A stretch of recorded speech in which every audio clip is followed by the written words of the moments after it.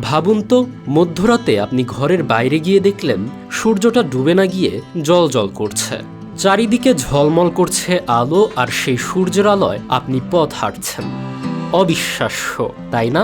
কিন্তু গভীর রাতে এই সূর্যের দর্শন কোনো অবাস্তব ঘটনা নয়, এটি বাস্তব।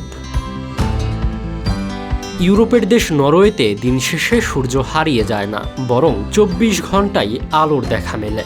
ভৌগোলিক অবস্থানের কারণে এখানে সূর্য ডুবলেও তা মাঝরাতের পর, আর কিছু সময় পরেই আবার উদয় হয়।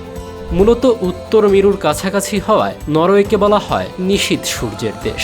তবে সূর্যের আলো থাকলেও এখানকার মানুষ ঘড়ির কাঁটা মেনেই দৈনন্দিন কাজ ও ঘুমের সূচি বজায় রাখে। আমাদের ভিডিওগুলো জয়পুরহাট থেকে দেখছেন মোহাম্মদ রাহুল, উত্তরা থেকে দেখছেন আব্বাস হোসাইন, হাসিবুল্লাহ দেখছেন কিশোরগঞ্জ থেকে, মোহাম্মদ আবদুল্লাহ দেখছেন জামালপুর থেকে এবং ঢাকা চকবাজার থেকে দেখছেন মোহাম্মদ মীর হোসাইন। আপনি কোথা থেকে দেখছেন তা জানিয়ে দিন কমেন্ট বক্সে।